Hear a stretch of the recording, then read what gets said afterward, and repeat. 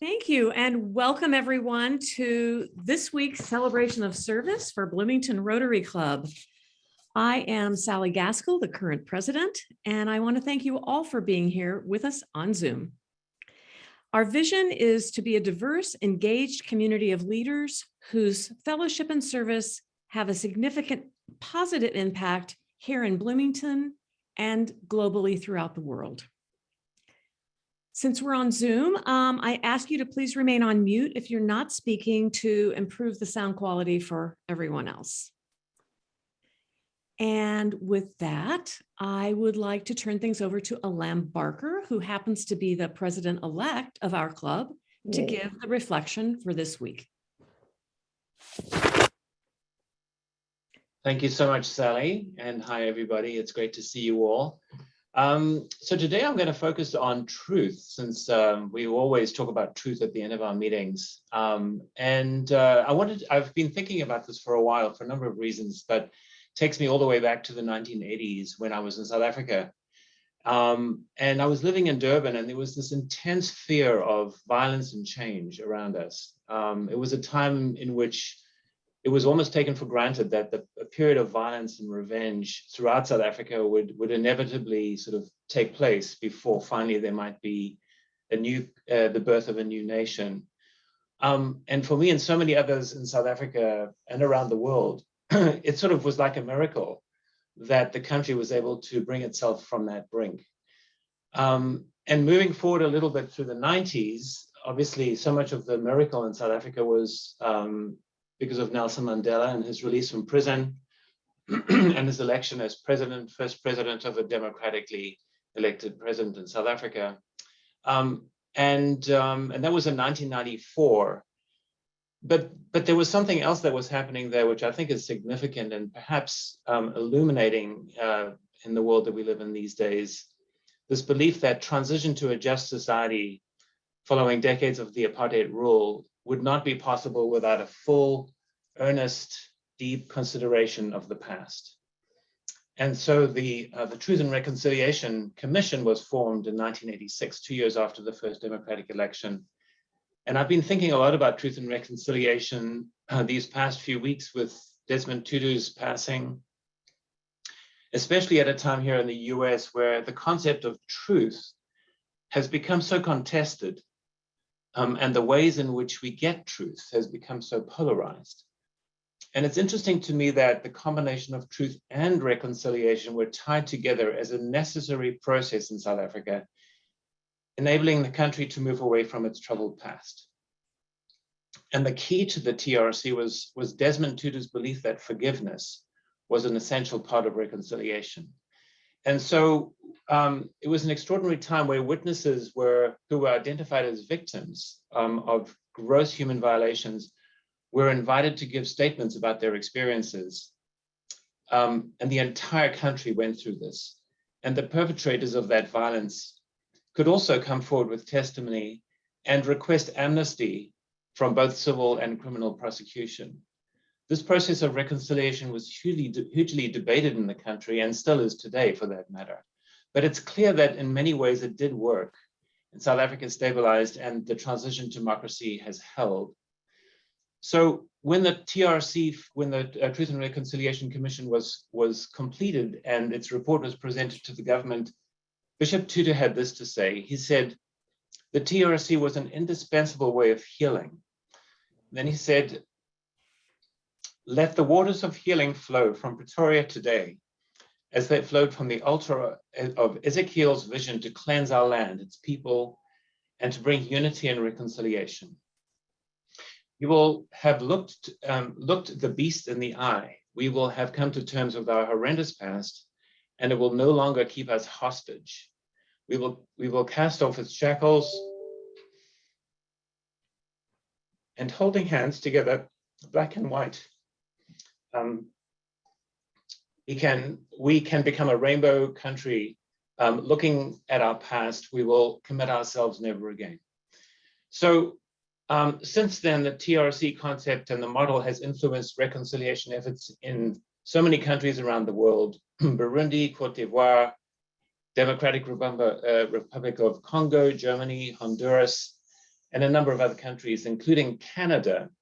And it's interesting that in 2021, a Canadian federal holiday, the National Day for Truth and Reconciliation, was established that now marks the tragic history of and ongoing legacy of residential schools in which First Nation children were converted to Christianity and separated from their traditional cultures.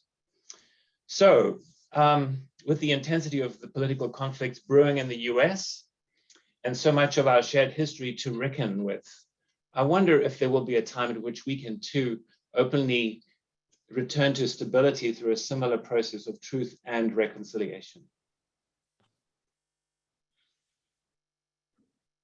Alan, thank you so much. Powerful words indeed. Thank you so much for sharing your thoughts and reflections about your home country as we begin this year. So we have quite a few guests today in honor of our speaker, I do believe. And so I wonder, Jim Bright, if you would start by introducing your guests. Thank you so much, President Sally. Pleased to have with us today Michelle Gilchrist of the Bloomington Health Foundation. She's Executive Director and a former member of Rotary Club in Memphis, Tennessee. So welcome, Michelle. Alex Crowley, Executive Director, Bloomington Economic Development and Sustainable Development Department. Alex, welcome. Teresa Clare, Financial Advisor for Herlo Wealth Management and a former member of the Greencastle Rotary Club here in Indiana. Callum Stewart is joining us today with the IU Hamilton Luger School of Global and International Affairs. Callum, welcome. Clara Stanley of the Brown County Rotary Club. And finally, Cleve Wilhoit, IU Journalism Professor Emeritus. Welcome, Cleve. At this point, I'd call on Jeff Richardson, who I understand also has a number of guests. Jeff? Oh, thank you, Jim. Yes, first of all, I'd like to introduce Mayor Tommy Allison, who you all know, I'm sure, and her husband and partner, Jim Allison, retired psychology professor. And you should also know they are in their 63rd year of partnership, so which is a good run, fantastic. Also, Carrie Thompson, the Executive Director of the IU Center for Rural Engagement. A lot of you know Carrie was also the head of the Monroe County Habitat for Humanity for 20 years. And Charles Richardson, or also known as Charlie, is a retired partner of Gregory Drinker. I'm sorry? Oh, I'm sorry, I thought someone said something. Charles Richardson, a retired partner for Gregory Drinker. A lot of you know that law firm is Baker and Daniels. He was with them for 45 years. The last 18 years, he was in the Washington, D.C. office. And Lori Garrity was going to try to join us. I'm not sure if she was able to yet. She's the Executive Director of Development and Alumni Relations at the O'Neill School of Public and Environmental Affairs. Welcome, all of you. I believe Lori is with us. Thank you so much for being here, everyone. Are there any other guests who we may have missed? If so, please take yourself off mute and introduce yourselves. If not, thank you so much for being here. We are an engaged group of people who meet every week, either here on Zoom or also in the Frangipani room when the health crisis enables us to. We're an engaged group of people who make a difference in our community, and we have connections to like-minded people throughout the world. We'd love for you to join us at any future meeting. I want to thank our producers on Zoom today, Joy Harder and Natalie Blaze, Alan for the reflection. Our roundabout reporter for this week is Kyla Cox-Deckard. I also want to take a moment to thank Katz, who is with us every week, thanks to the Monroe County Public Library, and records our events. Katz does so much great work in the community. I decided not to go down to the Buskirk-Chumley Theater last night for the Martin Luther King Day annual celebration. Just didn't quite feel comfortable going out, but I tuned in on Katz and got every word, and I want to thank Katz for being there for me.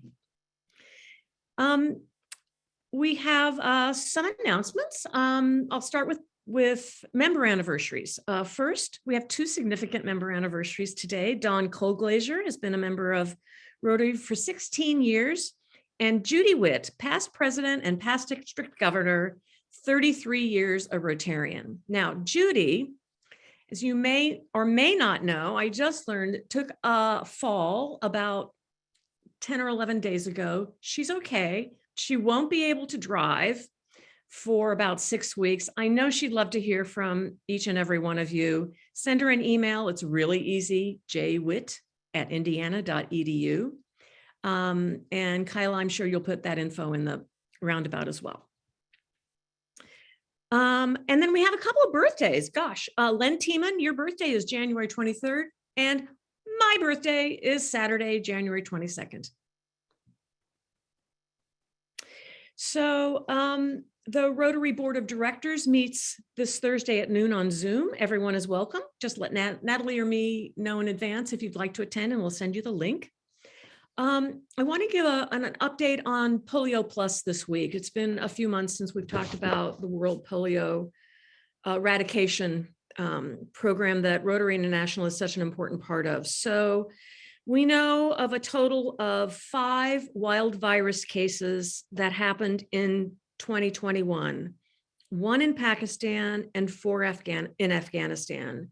The 2 most recent were in November. And due to the time that it takes to investigate, confirm, and report these wild polio cases, particularly in that part of the world, we might not know the actual numbers for 2021 for a couple more weeks. But, you know, we're so close to 0 cases, and we eliminated the wild virus in Africa just a couple of years ago. Here's hoping for total eradication in the next year or 2. That's all for my announcements. We've got a little bit of time for Happy Dollars. This is a Bloomington Rotary tradition where most weeks we like to talk about why we're happy, but we also give dollars to benefit Teachers Warehouse, one of our local sponsored nonprofit organizations, as we do that. And Natalie will put the link to PayPal so that you can provide funds for Teachers Warehouse as we go. Owen Johnson. Thank you, President Sally. I'm happy because I have survived COVID. I was diagnosed on Friday. I'm now in my last day of self-isolation in person, but I'm here with you all. It just felt like a bad cold for 2 days, and then everything returned to normal. Oh, Owen, I'm glad that you're on the mend. Raj, you're still on mute. There you go. Reflection of Today by Elan brought happy moment for me. I appreciate what he said because that's what I believe. And I gave $5. Thank you, Dr. Hodawi. Sandy Keller. I have $5 happy dollars, thanking all the volunteers that showed up for MLK yesterday at my sister's closet. They formed human assembly lines in this cold weather, and they did these lightning round events, and we donated over 100 bags of stock to Healing Hands as a result of it. And thank you for our Rotary members that helped out, like Shelley Yoder, for showing up and helping us yesterday. It was a good day. Wonderful. Dave Meyer. Okay. I have 10 happy dollars that I'd like to split 5 and 5. $5 for getting to see my 2 grandchildren and my daughter and her husband here in South Carolina. And the other $5 in honor of the Afghan family that our church began to support 2.5 weeks ago here in Bloomington, and getting to know them and to be able to provide care for them has been one of the most meaningful things I've been engaged in. Thank you. Wonderful. Any other happy dollars? Is that Charlotte? Yes, I will give $20 and you can divide them any way you want to. But I was also COVID positive about 5 days ago. Theoretically, I'm out of it. and I haven't been sick at all. And I keep thinking, why am I not sick? I think, and it's because I think good thoughts, and I believe in good thoughts. I think, like Desmond Tutu, we have to be hopeful and we have to be forgiving. And so I'm happy about that. And also, I was very fortunate to have my granddaughter with me for a week, Alice, who was just as sweet as could be. And she helped me prepare for the scholarship committee this Saturday. So The district scholarship committee. the That's district fantastic. college, yeah, so I'm happy all the way around. Okay. And I'm happy too. Sarah Laughlin. Yes, I've got 10 happy dollars as a way of reminding the Bloomington Rotary Foundation Board that we are meeting right after this meeting on Zoom. So hope you can find your link and hope you can be there. We know of a couple people who can't, but we need a quorum. So hint, hint. Sarah, thank you for chairing our foundation. Much appreciated. Not to mention our community service committee. Anybody else? And then I'm going to. Allie, Yes, this Phil. is Phil Eskew. Not with your club, but I joined Rotary January 16, 1981. So I just completed 41 years of perfect attendance. That's interesting, Phil. I know we acknowledged your 41 years earlier this year, so we probably have different data on our district database, which is not unusual. Many people have conflicting information, but congratulations. No one else in our club has 41 years of perfect attendance. That's for darn sure. Here's to Phil. Alex? I don't know if a guest is allowed to do happy dollars. Oh, yes, you are. I'm nosing in anyway for $10 to thank everybody for having me here today. Say how pleased I am. I used to be a member of this club a long time ago, and it's good to see people's faces again. I look forward to today's presentation. Thanks. And Alex, you know you're welcome back anytime, any old time. Yes, this is Bill. Bill Perkins, yes. I have a similar story to others. I tested positive for COVID last week after catching it from our speaker at our Rotary Club meeting here in Tempe last Monday, and I've had no symptoms whatsoever. No symptoms whatsoever. So I'm thankful for the vaccines and booster. It's going to go exactly pretty right. mild, very mild. Wow. $10. Wow. Well, I'm really happy that we have here today people from North Carolina, South Carolina, Arizona, probably a few other places that I'm not aware of, in addition to Bloomington. And with that, thank you all for your generous donations to Teachers Warehouse. And I would like to ask Lauren Snyder. Lauren, are you with us? I haven't seen Lauren. Yep, I'm here, Sally. Oh, good. There you are. Lauren Snyder, past president of our esteemed club. I would like to turn things over to you to introduce our speaker. Well, thank you, Sally. I feel like I need to reintroduce myself to the club as it's been way too long, but wonderful to see everybody.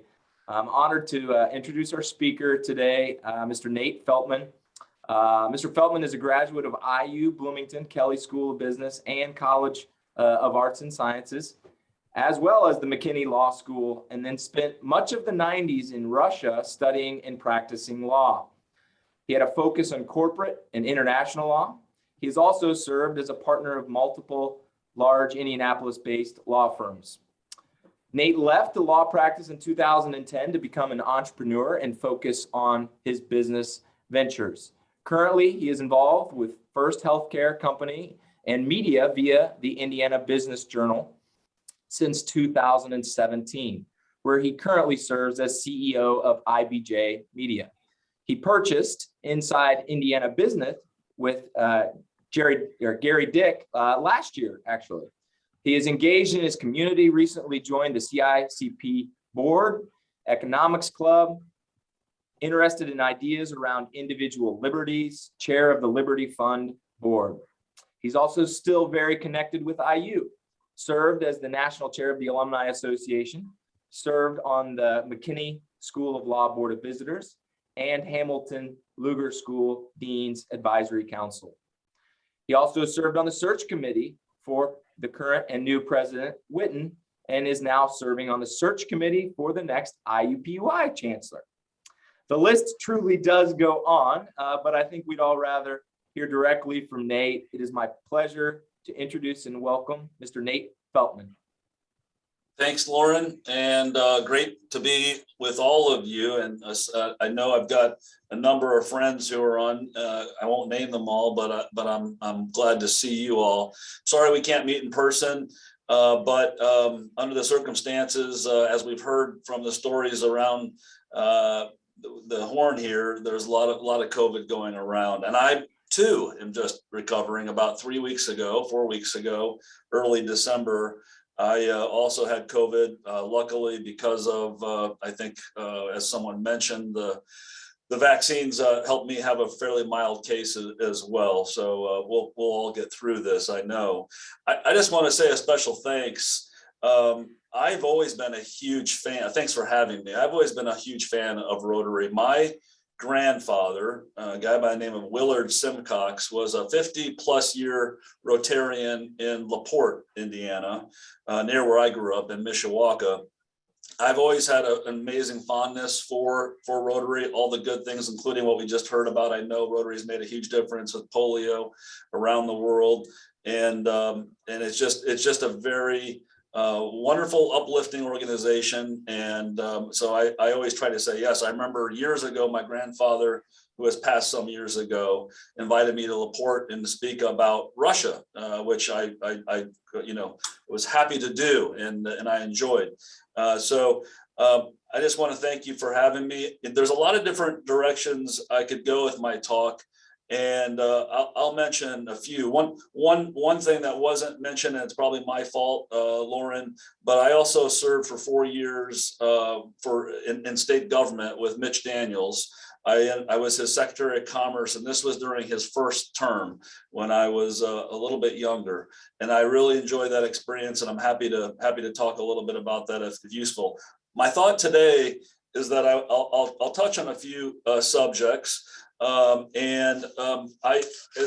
mentioned, I write a column for the Indianapolis Business Journal, and I touch on lots of different subjects. And I can throw out a few, but my thinking today is that I'm going to keep my formal comments relatively short in hopes that we can have a discussion. I think Zoom, having someone just speak for a long time on Zoom can be a little tiring, and we all get distracted easily on Zoom. So I'm going to mention a few things, but I hope to open up for questions relatively soon, and maybe have more of a discussion, which we all can participate in, which I always enjoy and I always learn from. So the latest thing in my career in life is my focus at IBJ Media.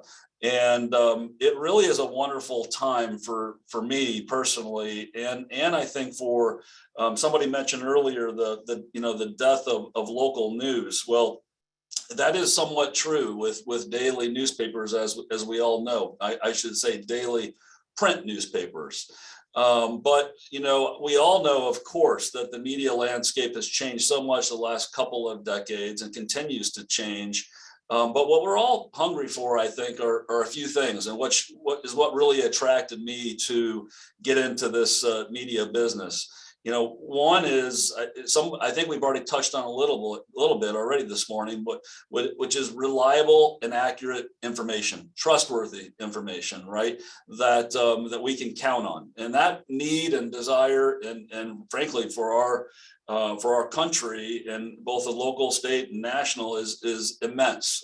And I feel a personal duty at the IBJ to do our part in producing reliable, accurate, and as unbiased and balanced as at all possible. And of course, we all have our biases, but we try hard to not inject those into our reporting at the IBJ. The other piece that I feel that is really, really important for any type of media company, and especially one like ours, and that is being a connector within the community.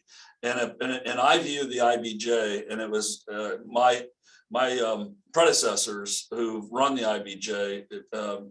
I know this is important to them, and when they gave me the honor of buying into the company and running the company, it was really important that I attested to this piece, which is it being a community asset and really injecting ourselves into community conversations and helping the community have those conversations, whether that's in print or digitally, or the many events that we have. And we have about 16 different events here in Central Indiana.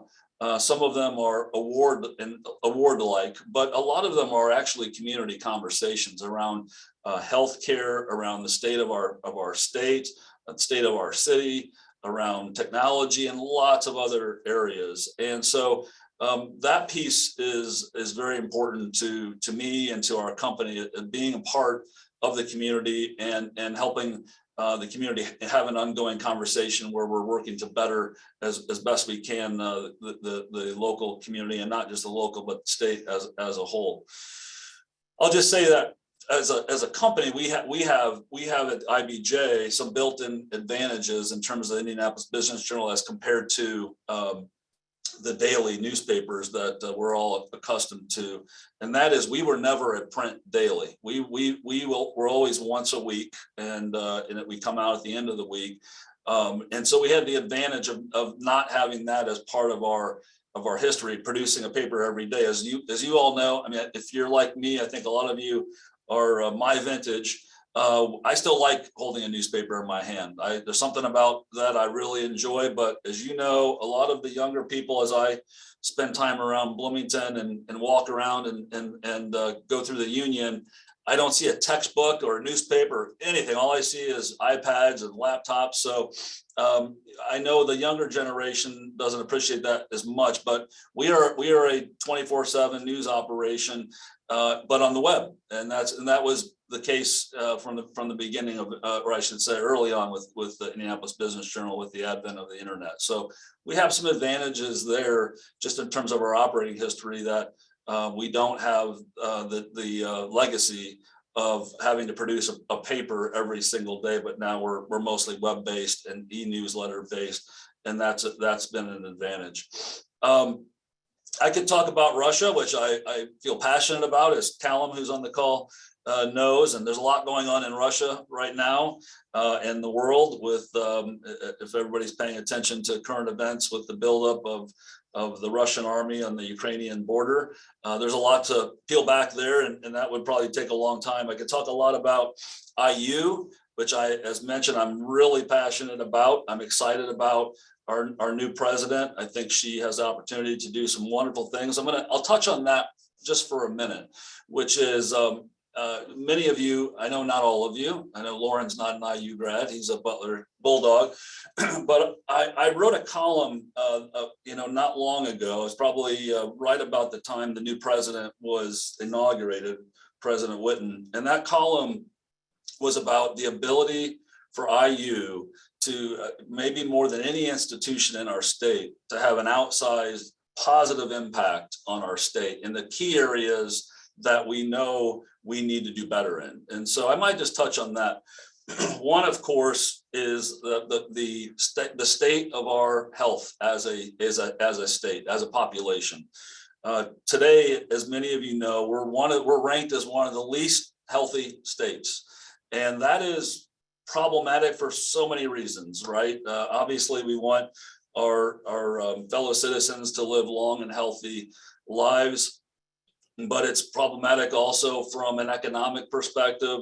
And that's a big one, and it's problematic in just in so many ways. And so the IU, through its combination, or I should say relationship, with IU Health, with a med school, has, I believe, just an outside opportunity to really positively impact in so many different ways the population of our state. How it practically does that, I know is actually something that President Whitten is thinking about strongly, if you've heard her speak.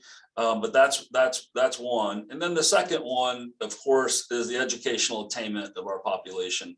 We still rank as a state very low, I think around 45, 46 out of 50 states in terms of higher education. And that also is problematic, as we all know. And so with the regional campuses all over the state, with the wonderful IUPUI campus which I've also written separately on IUPOI and the importance of that campus to the state and to the city. I think IU, for those reasons and the assets and all of the wonderful work that goes on at IU that you all know well who live in Bloomington, the IU as a whole has an outsized opportunity to really positively impact the state of Indiana as a whole. I'm passionate about that. I'm passionate about what IU can offer. Obviously, the other universities can too, but there's only one med school in our state, right? There are a couple nursing schools, more than one, but IU has the largest. There's only one dentistry school in our state, and it's IU. All these things have leveraged and invested, and it's not just for IU to invest in. This is for the state as a whole. We need to spend more dollars on public health and education. It's on local, on the local side as well as on the philanthropic side. So that's something I'm very passionate about, only because number one, I know the assets of IU, and I care a lot about where our state and our cities are headed. The other, maybe I'll just touch on a couple other topics before I open up for questions. I've written a lot about the city of Indianapolis because that's where I reside, and I have business. The IBJ, of course, is headquartered on the Circle, and one of the things that I'm worried about, if you visit any big city today, you're worried about the lack of people actually coming back to work. And what I mean by that is, put the pandemic aside for a second, the way we work, this was moving this direction, as we know already, but the way we work is changing quickly, and the pandemic just hastened, of course, that change. And so we will have enormous amounts of square footage coming on the market in the city of Indianapolis in the coming years, and thinking thoughtfully about how we use those spaces is going to be very important. We already have an issue in downtown Indianapolis for all the great things that are happening, and there are great things happening in this city and throughout the state, like the recent championship football game, which brings economic vitality and people downtown. We also have a very large investment in a mall that no longer is viable. And what we're doing or not doing with that is something that I've written about and I care a lot about, but it's, in my opinion, nothing is moving fast enough, and we're falling behind the kinds of investments that other cities like Columbus, Ohio, and Nashville, Tennessee, and Austin, Texas are making. But how we think about the amount of square footage that's going to come on the marketplace in the coming years, how we think about how we retain and attract talent to our cities and to our state as a whole. I think there's more investment needs to be spent on just that because of the remote situation. People can live anywhere in the world now. And so those are big thoughts, and they're not easy decisions to be made, but those are things that are on my mind, and thinking about how we can work to grow in those areas. It was mentioned, the civil discourse, and Elaine's account was fantastic. And I think it was Charlotte who said good thoughts around hopefulness and forgiving. And it really hit me as well. One of the things that I care a lot about is being able to have civil discourse and having conversations just like you all have, and I know it. And so that's when Lauren mentioned my involvement with the Liberty Fund. That's what Liberty Fund is all about. So I spent a lot of time actually sitting around, large conference rooms with engaged citizens, talking about, how we can make progress on issues that are important to us all. And that's a lot of what the Liberty Fund is about. It's centered around ideas around individual liberty, but how we make progress as a society, and make sure we have citizens who are knowledgeable. And we have diversity and those types of opportunities, and to be able to appreciate each other and what we all bring to the table. So I've also written recently on immigrants and the importance of immigrants to our country and to our city and state. And I've written several times in the last year on that issue. So I'm happy to talk about that. I'm sure I'll have a lot of agreement around this Zoom room on many of these subjects. But again, I could go in a lot of different directions. I've been fortunate, as mentioned earlier. Maybe you can see on the back of my wall, I've got some shots of IU basketball glory, and I've been fortunate to have so many wonderful experiences with IU.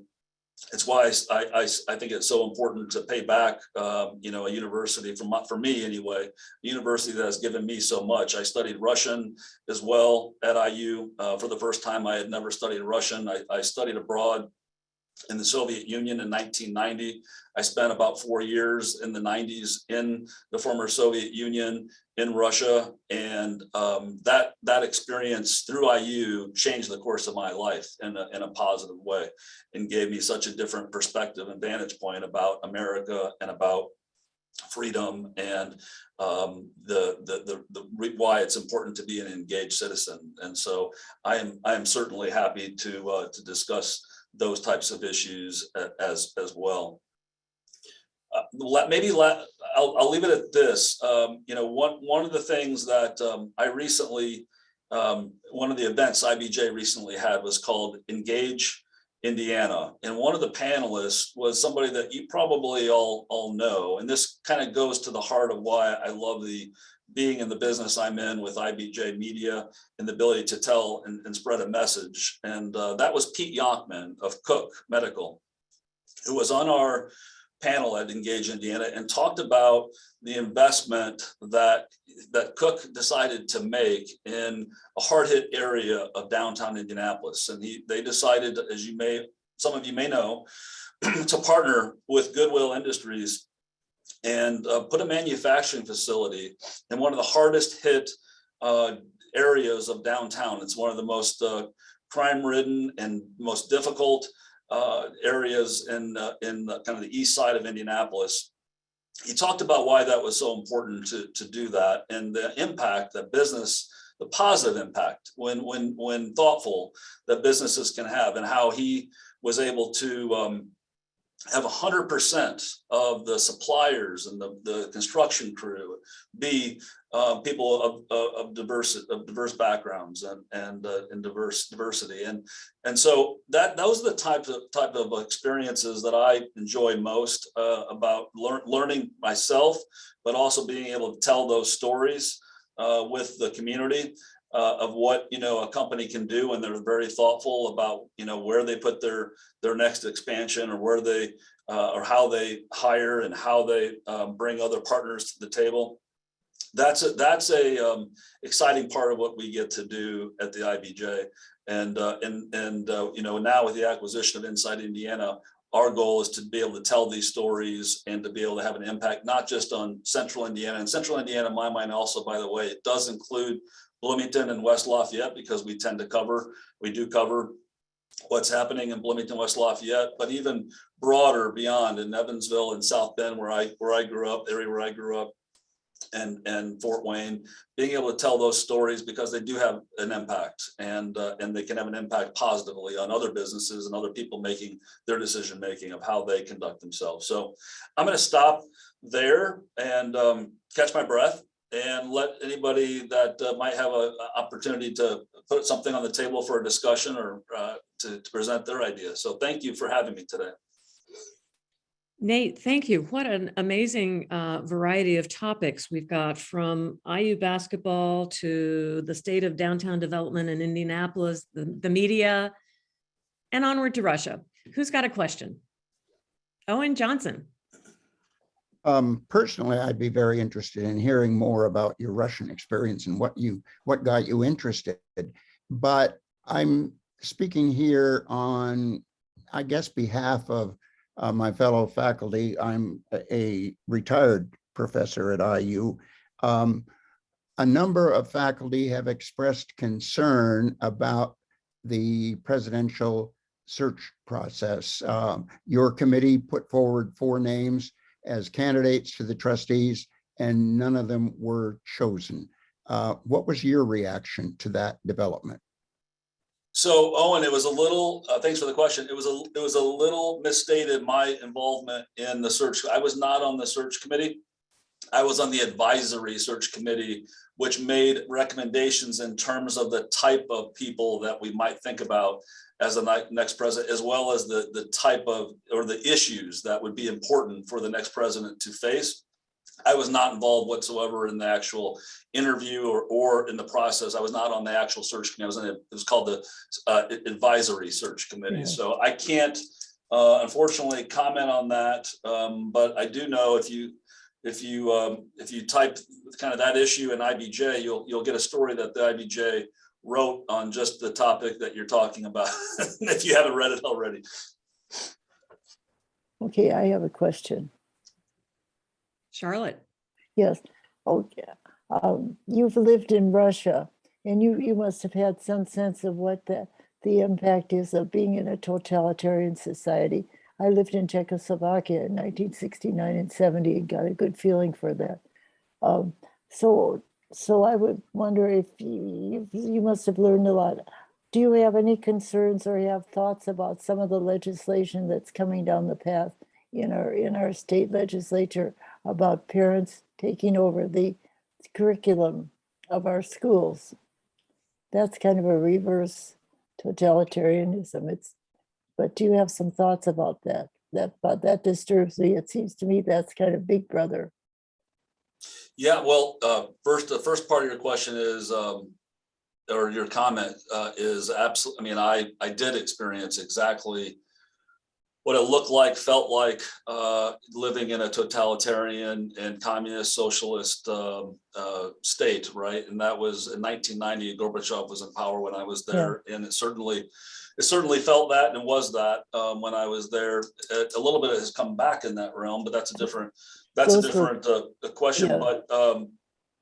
But yeah, here's my response. I get concerned anytime, and I shouldn't say anytime, I get concerned with the legislature telling local authorities how they should behave. I really am a true believer in federalism and believe that it works for the most part. Everything has challenges, we know, but it's the best of what we know. That's how I feel about it. And so for example, and I haven't read this legislation that you're referring to exactly, but I did write a column a year plus ago, the last legislative session, that said the legislature should leave Indianapolis alone in terms of telling it how to police or otherwise. I mean, that's why we have elections, right? To just, if one guy's not doing the job we like, we hopefully vote for somebody else to do the job. So I'm not a believer that we should try to conscript what the locals should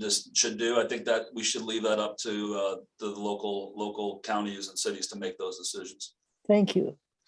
I would like to ask and talk a little bit about a couple of things that you brought up, and that is you're talking about the common good in terms of Indianapolis and the Cook Company in bringing in a manufacturing and helping the common good in Indianapolis. And you talked about IU's role in the medical and health of the state. And then you also talked about the media with your IBJ and the accuracy and the importance. All of those things are important for the common good.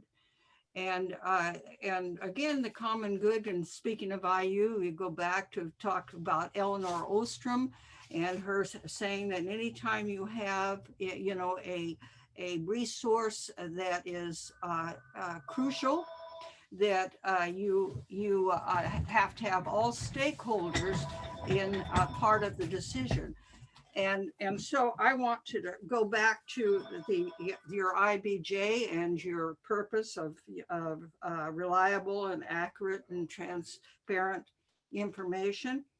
And then talk about in the local paper today from a Muncie professor about IU health price freeze as a gimmick.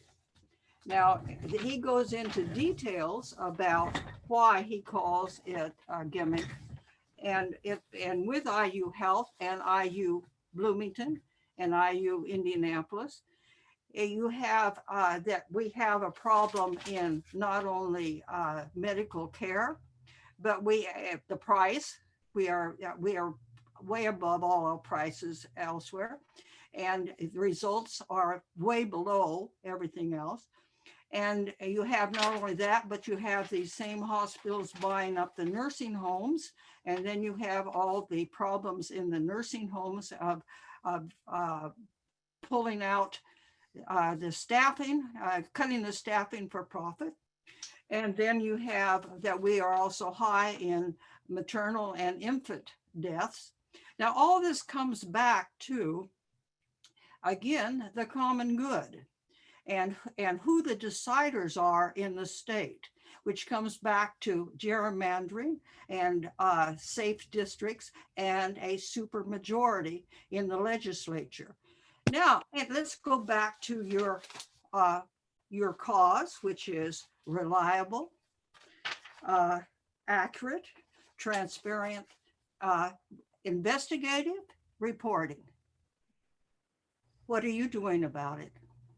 Well, yeah, no, thank you. I mean, you made some great points, and we did write a story on just what you read today. We wrote it, I think, a couple of weeks ago now on IU Health's pricing, and that I think, if I recall, I read the article. I don't get to read things beforehand, but I do try to read everything after. I'm the CEO and publisher, so I get consulted once in a while. But we try to keep me out of the newsroom. So, but we did write a story, and I noted that IU Health, I believe the statistic was 5th highest cost in the country.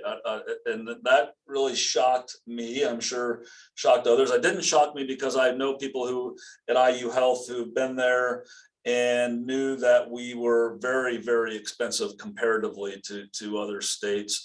And I've also, from a business standpoint, when I worked with Mitch Daniels and then post Mitch Daniels, have heard consistently that our insurance rates are higher, and that's one of the obstacles. When we had a lot of good things going for us when I was Secretary of Commerce, and some things have gotten even better for us. But one of the things we don't have is this issue, right? Our insurance costs are higher because medical costs are higher. So you raised a great point. I mean, IU Health is a non-for-profit. I know that they've got great leadership that are trying to do things and well, but it's an area where I think as a state, we have to take a very close look at and figure out how we can do significantly better. It's not just IU Health, it's the hospital systems across that's just one sliver of the healthcare system in our state. But it's something that I don't think as a state we've spent enough time and resources on. As I mentioned before, I think we need to put more resources into this area. Other states do put more resources into public health. And we do have a surplus that's significant today that I think we could make some big investments here that we're not going to, it's like the Titanic, we're not going to turn it immediately, but we got to start somewhere, and we got to make investments now that are going to pay off in 10, 20 years. And that's how I feel about it. But you raise a really important question. To me, it is all about our population, eventual growth, further growth. We're growing, but not as fast as we could. It's about economic growth.